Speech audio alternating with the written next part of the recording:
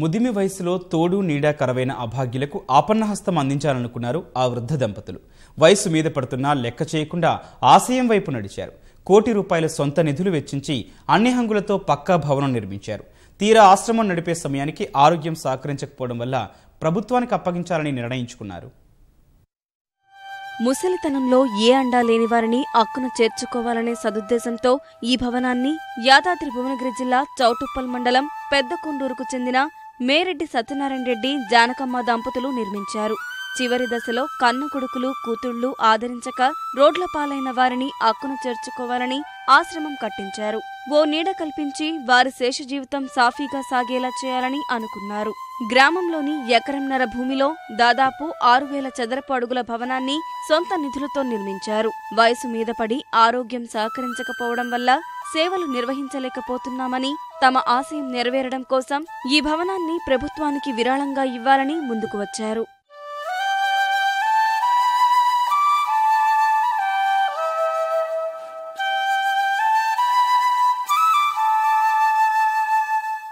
చివరి దశలో వృద్ధులకు అండగా ఉండాలనే తమ ఆశయం నెరవేర్చాలనే ఉద్దేశంతో మేరెడ్డి సత్యనారాయణ, జానకమ్మ దంపతులు తెలంగాణ భవన్లో తెరాస కార్యనిర్వాహక అధ్యక్షుడు కేటీఆర్ ను కలిశారు.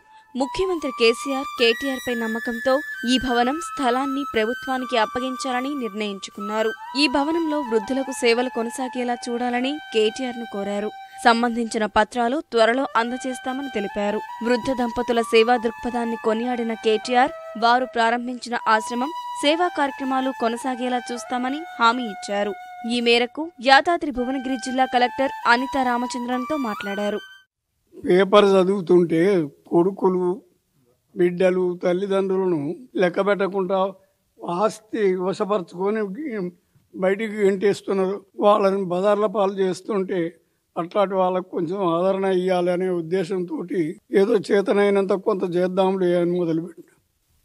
కేసీఆర్ కానీ కేటీఆర్ కానీ గొప్ప ఉదారతతో ఈ పేదలకు ఎన్నెన్నో స్కీములు చేస్తున్నారు. కానీ ఇది ఒక స్కీమ్ అనుకొని వాళ్ళు చేస్తారు అన్న ఉద్దేశంతో నేను పోయినా వారు అంగీకరించినందుకు అభినందనలు. మేము కష్టపడి సదుద్దేశంతో మేము అందరూ మాలాగానే అందరూ ఫీల్ కాకుండా ఉండాలని మేము చేసి ఇచ్చేసినాము. గవర్నమెంట్ మేము మాకు చేసే ఓపిక లేదు కాబట్టి వారికి ఇచ్చి ఎవరు నడుపుతారు, వాళ్ళు కూడా మా ఆశయాన్ని నెరవేరుస్తారనే ఉద్దేశంతో మేము గవర్నమెంట్కు అప్పచెప్పుతున్నాం. ఆయనకు నమ్మకం ఏర్పడి వీరైతే కంపల్సరీ నా ఆశయాన్ని నెరవేరుస్తారనే సదుద్దేశంతో మనం ఈ తెలంగాణ గవర్నమెంట్కు అప్పచెప్పడం జరిగింది. చాలా సంతోషంతో దీన్ని నేను కంపల్సరీ మీ ఆశయాన్ని నెరవేరుస్తానే మాట ఇవ్వడం జరిగింది. తర్వాత నెక్స్ట్ కేసీఆర్ గారి దగ్గరకు కూడా మిమ్మల్ని నేను తీసుకెళ్తాను, మీ ఆశయాన్ని నెరవేరుస్తానని మాట ఇవ్వటం జరిగింది.